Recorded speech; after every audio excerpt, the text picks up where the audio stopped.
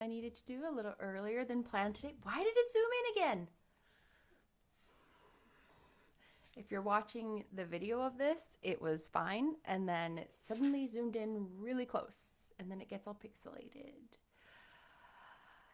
Sorry. It was fine just a second ago. Um, okay, I'm just gonna ignore that. I just gotta ignore it. Just gotta ignore it. I hope you're all doing well. I know it's a really stressful day for some of us. We have the election that we're watching unfold, and a lot of feelings on both sides are very, very, very strong. And it's really difficult. So I'm hoping that we'll be able to, I don't know, find some peace in whatever outcome is presented, right? Okay. We are on page 626 of 691. We're so close. And we are on chapter 35 of only 38 chapters. That's so crazy. Chapter 35. He did not leave for Cambridge the next day as he had said he would. He deferred his departure a whole week, and during that time he made me feel what severe punishment a good, yet stern, and conscientious, yet implacable man can inflict on one who has offended him, without one overt act of hostility, one upbraiding word. He contrived to impress me momently with the conviction that I was put beyond the pale of his favour. Not that St. John harboured a spirit of unchristian vindictiveness, not that he would have injured a hair on my head if it had been fully in his power to do so. Both by nature and principle he was superior to the mean gratification of vengeance. He had forgiven me for saying I scorned him and his love, but he had not forgotten the words, and as long as he lived and I lived, he never would forget them. I saw by his look, when he turned to me, that they were always written on the air between me and him. Whenever I spoke, they sounded in my voice to his ear, and their echo toned every answer he gave me. He did not abstain from conversing with me. He even called me as usual each morning to join him at his desk, and I fear the corrupt man within him had a pleasure unimparted to and unshared by the pure Christian in advising with what skill he could, while acting and speaking apparently just as usual, extract from every deed and every phrase the spirit of interest and approval which had formerly communicated a certain austere charm to his language and manner. To me, he was in reality become no longer flesh, but marble. His eye was a cold, bright blue gem, his tongue a speaking instrument, and nothing more. All this was torture to me, refined, lingering torture. It kept up a slow fire of indignation and a trembling trouble of grief, which harassed and crushed me altogether. I felt how, if I were his wife, this good man, pure as the deep sunless source, could soon kill me, without drawing from my veins a single drop of blood, or receiving on his own my veins a crystal conscience the faintest stain of crime. Especially I felt this when I made any attempt to propitiate him. No Ruth met my Ruth. He experienced no suffering from estrangement, no yearning after reconciliation, and though more than once my fast-falling tears blistered the page over which we both bent, they produced no more effect on him than if his heart had been really a matter of stone or metal. To his sisters, meantime, he was somewhat kinder than usual. As if afraid that mere coldness would not sufficiently convince me how completely I was banished and banned, he added the force of contrast, and this I am sure he did not by force, but on principle. The night before he left home, happening to see him walking in the garden around sunset, and remembering as I looked at him that this man, alienated as he now was, had once saved my life, and that we were near relations, I was moved to make a last attempt to regain his friendship. I went out and approached him as he stood, leaning over the little gate. I spoke to the point at once. St. John, I am unhappy because you are still angry with me. Let us be friends. I hope we are friends, was the unmoved reply, while he still watched the rising of the moon, which he had been contemplating as I approached. No, St. John, we're not friends as we were. You know that. Are we not? That is wrong.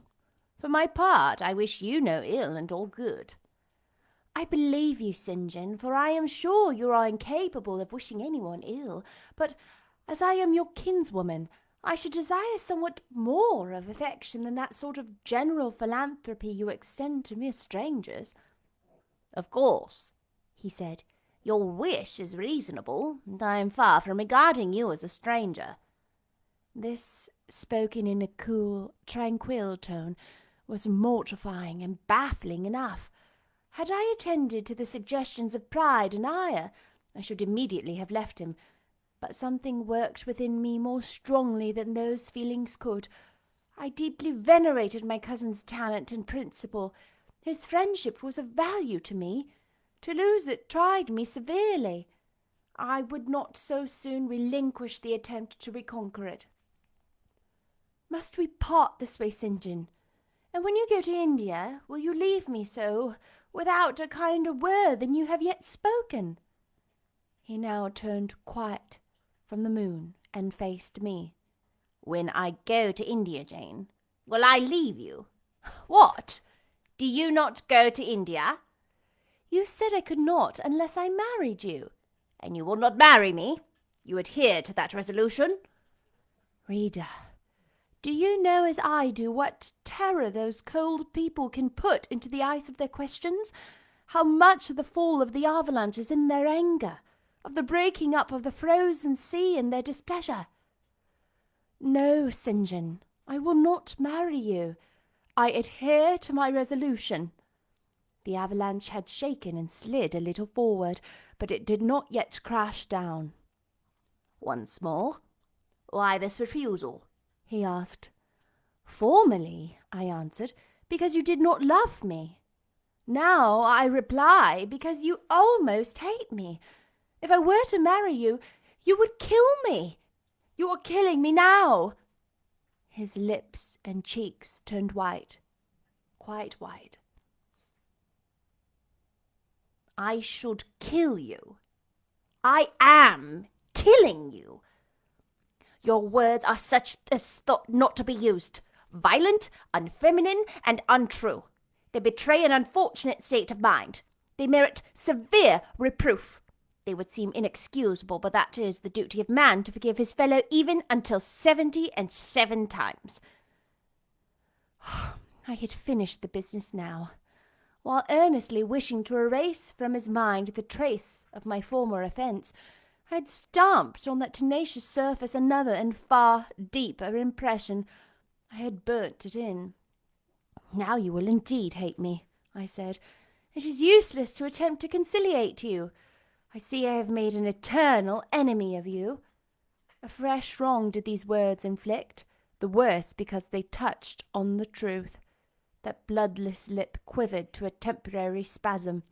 I knew the steely eye I had whetted. I was heart-wrung. You utterly misinterpret my words, I said at once, seizing his hand. I have no intention to grieve or pain you. Indeed, I have not. Most bitterly he smiled. Most decidedly he withdrew his hand from mine. And now you recall your promise, and will not go to India at all, I presume, said he, after a considerable pause. Yes, I will as your assistant, I answered. A very long silence succeeded. What struggle there was in him between nature and grace in this interval, I cannot tell. Only singular gleams scintillated in his eyes, and strange shadows passed over his face. He spoke at last. I before proved to you the absurdity of a single woman of your age, proposing to accompany abroad a single man of mine. I proved it to you on such terms as, I should not have thought, He would have prevented you to ever alluding to the plan. That you have done so, I regret, for your sake." I interrupted him. Anything like a tangible reproach gave me courage at once. "Keep to common sense, St. John. You are verging on nonsense. You pretend to be shocked by what I have said. You are not really shocked, for with your superior mind, you cannot be either so dull or so conceited as to misunderstand my meaning. I say again, I will be your curate if you like, but never your wife." Again, he turned lividly pale, but as before controlled his passion perfectly. He answered emphatically, but calmly, "A female curate, who is not my wife, would never suit me. With me, then, it seems, you cannot go. But if you are sincere in your offer, I will, while in town, speak to a married missionary whose wife needs a coadjutor. Your own fortune will make you independent of the Society's aid, and thus you may still be spared of the dishonour of breaking your promise and deserting the band you engaged to join." Now, I never had, as the reader knows, either given any formal promise or entered into any engagement, and this language was all much too hard and much too despotic for the occasion. I replied, "There is no dishonour, no breach of contract, no desertion in the case. I am not under the slightest obligation to go to India, especially with strangers. With you I would have ventured much, because I admire, confide in, and, as a sister, I love you. But I am convinced that, go when and with whom I would, I should not live long in that climate." "Ah, you are afraid of yourself?" he said, curling his lip. "I am. God did not give me my life to throw away and to do as you wish me I would. I begin to think be almost equivalent to committing suicide. Moreover, before I definitively resolve on quitting England, I will know for certain whether I cannot be of greater use by remaining in it than by leaving it." "What do you mean?" "It would be fruitless to attempt to explain, but there is a point on which I have long endured painful doubt, and I can go nowhere till by some means that doubt is removed." "I know where your heart turns and to what it clings. The interest you cherish is lawless and unconsecrated. Long since you ought to have crushed it. Now you should blush to allude to it." "You think of Mr. Rochester?" It was true. I confessed it by silence. "Are you going to seek Mr. Rochester?" "I must find out what has become of him." "It remains for me, then," he said, "to remember you in my prayers, and to entreat God for you in all earnestness, that you may not indeed become a castaway. I had thought I recognized in you one of the chosen, but God sees not as man sees. His will be done." He opened the gate, passed through it, strayed away down the glen. He was soon out of sight. On re-entering the parlour, I found Diana standing at the window, looking very thoughtful. Diana was a great deal taller than I. She put her hand on my shoulder and, stooping, examined my face. "Jane," she said, "you are always agitated and pale now. I am sure there is something the matter. Tell me what business, St. John, you have on hands. I have watched you this half-hour from the window. You must forgive me for being such a spy, but for a long time I fancied I hardly know what. St. John is a strange being." She paused. I did not speak. Soon she resumed. "That brother of mine cherishes peculiar views of some sort respecting you, I am sure. He has long distinguished you by a notice and interest he never showed to anyone else. To what end? I wish he loved you. Does he, Jane?" I put a cool hand to my hot forehead. "No, Di, Not one whit. Then why does he follow you so with his eyes and get you so frequently alone with him and keep you so continually at his side? Mary and I had both concluded he wished to marry you. He does. He asked me to be his wife. Diana clapped her hands. That is just what we hoped and thought. And you will marry him, Jane, won't you? And then he will stay in England. Far from that, Diana. His sole idea in proposing to me is to procure a fitting fellow labourer in his Indian toils. What? He wishes you to go to India? Yes. Madness! She exclaimed. You would not live 3 months there, I'm certain. You never shall go. You have not consented, have you, Jane? I have refused to marry him. And have consequently displeased him? She suggested. Deeply. He will never forgive me, I fear. Yet I offered to accompany him as his sister. It was a frantic folly to do so, Jane. Think of the task you undertook. One of incessant fatigue, where fatigue kills even the strong, and you are weak. St. John, you know him, would urge you to impossibilities. With him there would be no permission to rest during the hot hours, and unfortunately, I have noticed, whatever he exacts, you force yourself to perform. I am astonished you found courage to refuse his hand. You do not love him then, Jane? Not as a husband. Yet he is a handsome fellow. And I am so plain, you see, Di. We would never suit. Plain? You? Not at all. You are much too pretty, as well as too good to be grilled alive in Calcutta. And again she earnestly conjured me to give up all thoughts of going with her brother. I must indeed, I said, for when just now I repeated the offer of serving him for a deacon, he expressed himself shocked at my want of decency. He seemed to think I had committed an impropriety in proposing to accompany him unmarried, as if I had not from the first hoped to find in him a brother, and habitually regarded him as such. What makes you say he does not love you, Jane? You should hear himself on the subject.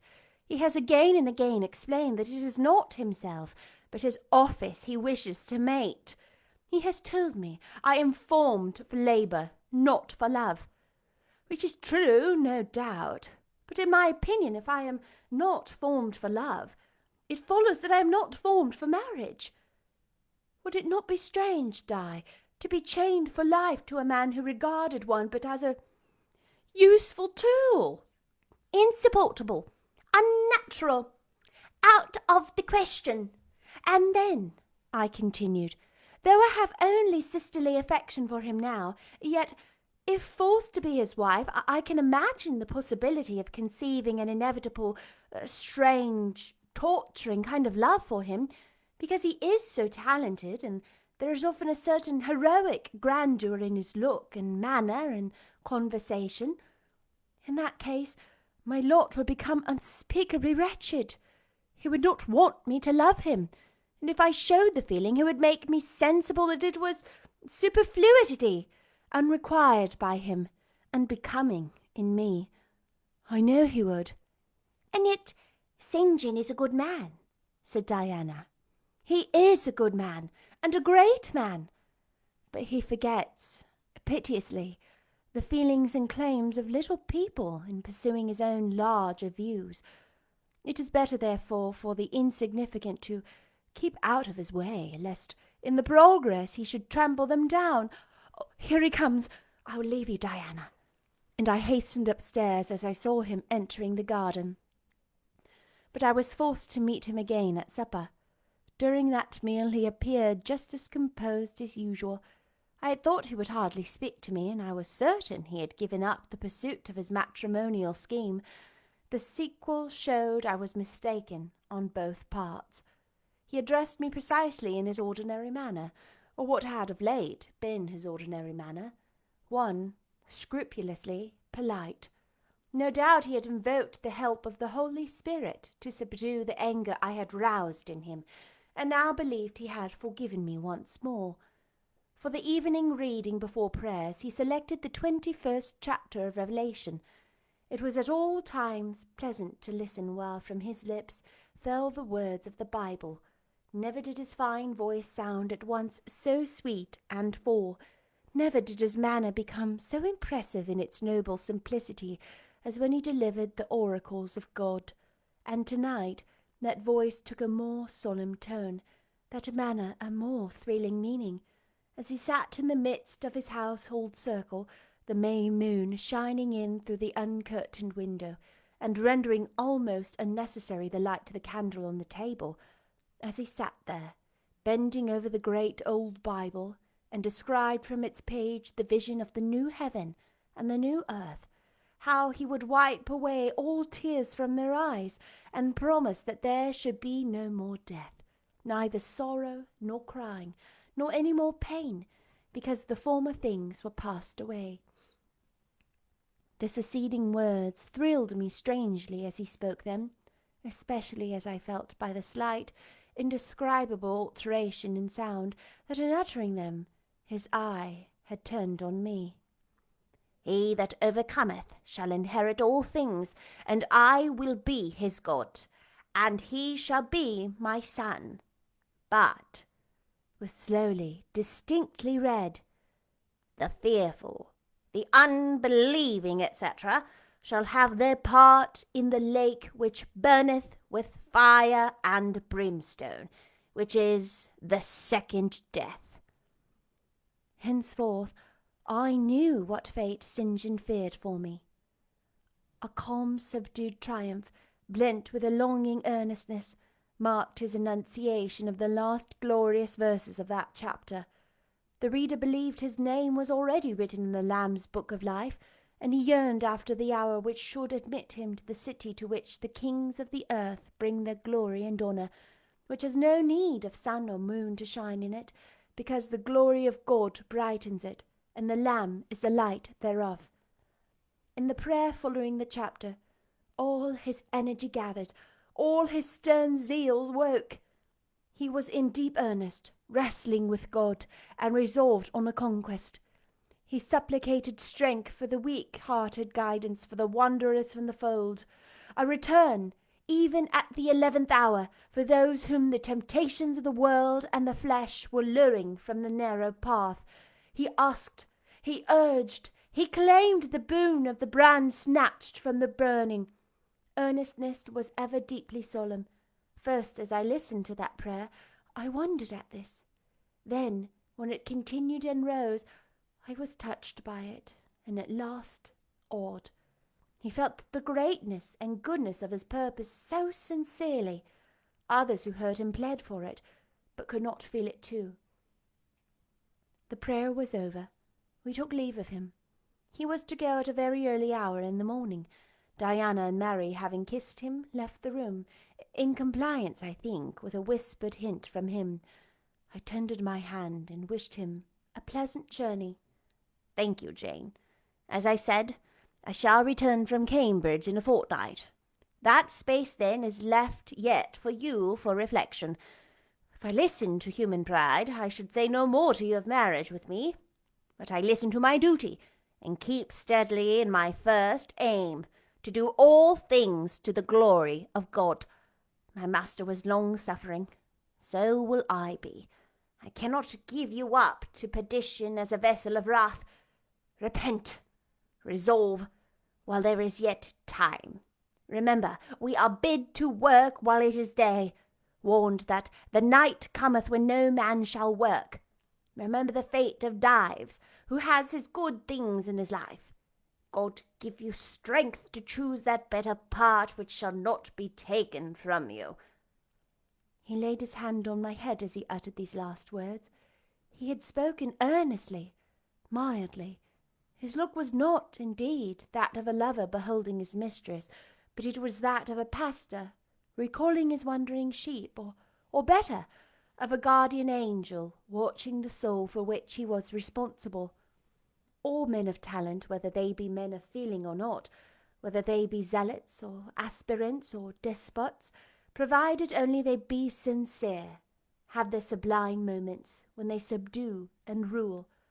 I felt veneration for St. John, veneration so strong that its impetuous wrath thrust me at once to the point I had so long shunned. I was tempted to cease struggling with him, to rush down the torrent of his will into the gulf of existence, and there lose my own.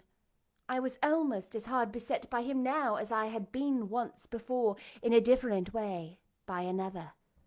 I was a fool both times. To have yielded then would have been an error of principle. To have yielded now would have been an error of judgment. So I think at this hour, when I look back to the crisis through the quiet medium of time, I was unconscious of folly at that instant. I stood motionless under my hierophant's touch. My refusals were forgotten, my fears overcome, my wrestlings paralyzed. The impossible, i.e. my marriage with St. John, was fast becoming the possible. All was changing utterly with a sudden sweep. Religion called, angels beckoned, God commanded. Life rolled together like a scroll. Death's gates opened, showed eternity beyond. It seemed that for safety and bliss there, all here might be sacrificed in a second. The dim room was full of visions. "Could you decide now?" asked the missionary. The inquiry was put in gentle tones. He drew me to him as gently. Oh, that gentleness! How far more potent it is than force! I could resist St. John's wrath. I grew pliant as a reed under his kindness. Yet I knew all the time, if I yielded now, I should not the less be made to repent some day of my former rebellion. His nature was not changed by 1 hour of solemn prayer. It was only elevated. I could decide if I were but certain, I answered, were I but convinced that it is God's will I should marry you.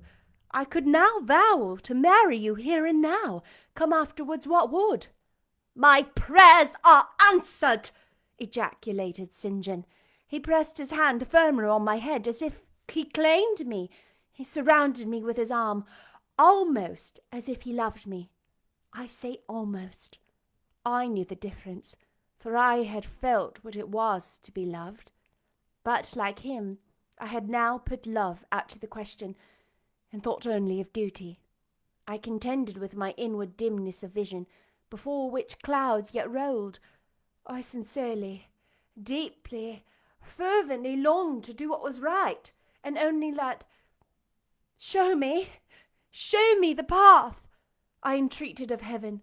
I was excited more than I had ever been, and whether what followed was the effect of excitement, the reader shall judge. All the house was still, for I believe all, except St. John and myself, were now retired to rest. The one candle was dying out. The room was full of moonlight. My heart beat fast and thick. I heard its throb. Suddenly, it stood still to an inexpressible feeling that thrilled it through, and passed at once to my head and extremities. The feeling was not like an electric shock, but it was quite as sharp, as strange, as startling. It acted on my senses as if their utmost activity hitherto had been but torpor, for which they were now summoned and forced to wake. They rose expectant. Eye and ear waited while the flesh quivered on my bones. "What have you heard? What do you see?" asked St. John. I saw nothing, but I heard a voice, somewhere cry, "Jane, Jane, Jane." Nothing more. "Oh God, what is it?" I gasped. I might have said, "Where is it?" for it did not seem in the room, nor in the house, nor in the garden. It did not come out of the arm, nor from under the earth, nor from overhead. I had heard it.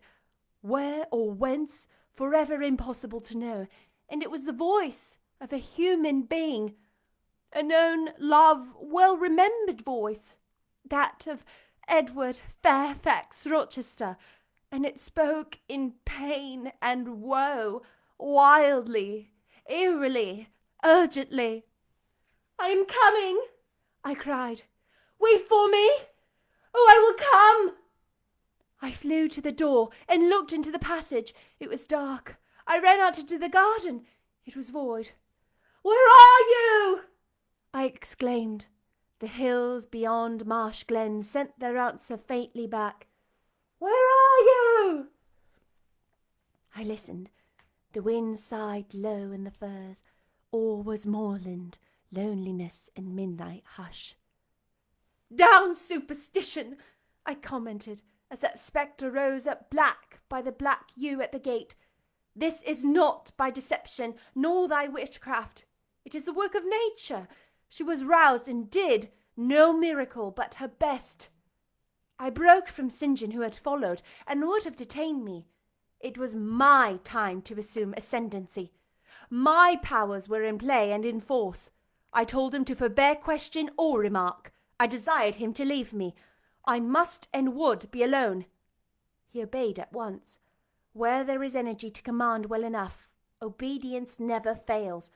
I mounted to my chamber, locked myself in, fell on my knees, and prayed in my way, a different way to St. John's, but effective in its own fashion.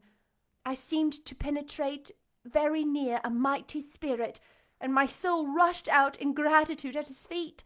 I rose from the thanksgiving, took a resolve, and lay down, unscared, enlightened, eager but for the daylight. Y'all, this is so blurry. I hate it. That was chapter 35. I mean, the drama. Okay, so her and St. John are going back and forth between his whole proposal of marriage and pressuring her religiously, saying, if you don't, you're going to hell. Cool. It really makes me attracted to you. Going to hell. And Jane being incredibly pious and faithful and being coerced not by St. John's cruelty, but by his gentleness and how he entreats her, is so close to giving in what she is convinced and believes in herself would be death to her own soul, her own will, her own ability to choose her own choices. And then what happens? She suddenly is seized upon by this power after she bursts into this kind of call to heaven, her own call to heaven. Everything so far has been St. John saying, this is what God is telling me. Now in her own call to heaven, she's saying, what do I do? And heaven, if that's what you want to think it is, that's what Jane seems to think it is, has answered. And what was her answer? What did she hear? She heard the voice of her beloved Edward Fairfax Rochester calling her name in an eerie, incredibly painful way. And then she had this moment to question, is this witchcraft? Is this just a trick of the mind? What is this? And if it is, get thee hence, kind of a thing. And when she questioned that initial sound that she heard, she then told St. John, get back. She can sense something big is happening, and I do not want you to get in the way of this message I'm receiving from God, right? So get back. Don't influence me. He's speaking to me. I'm speaking. And she goes up to her room, locks her door, prays, and then reaches an answer of some sort. She hasn't enlightened us readers as to what that answer is. But she says once she reached that answer, she was unscared, enlightened. She had taken resolve. I rose from the thanksgiving, so she gave gratitude. I seemed to penetrate very near a mighty spirit, and my soul rushed out in gratitude at his feet. Eager but for the daylight, so no more trepidation about the future, no more unsureness. Whatever she feels like has been spoken to her, she is sure of herself rather than being sure because St. John has proposed it for her. on behalf of God. She's hearing what she interprets as the direct voice of God. Y'all, I happen to be a religious person myself. And like Jane snaps away. Like this was not something I interpreted from the movies or the book when I first read it. At least there's a whole different understanding I get when I dramatize. I don't know what the word is. When I do that and I put myself in their positions and I'm having to think so much more deeply about the words that I'm saying because I'm having to express them in a specific way, in a way that conveys my understanding, that I understand what I'm saying. And I have loved understanding her individualistic reach toward God and her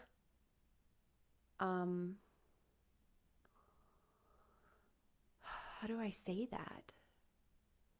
Her personal relationship with God is very important to her. Her personal relationship with herself is very important to her.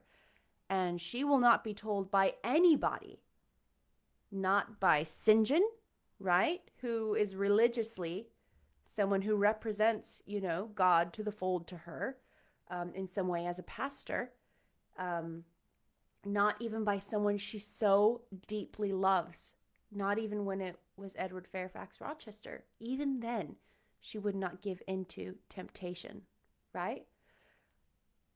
She would only ever listen to herself and listen to God and not listen to other people's interpretation of what God is saying to her, but only her sought out and earnest belief of what God wants her to do.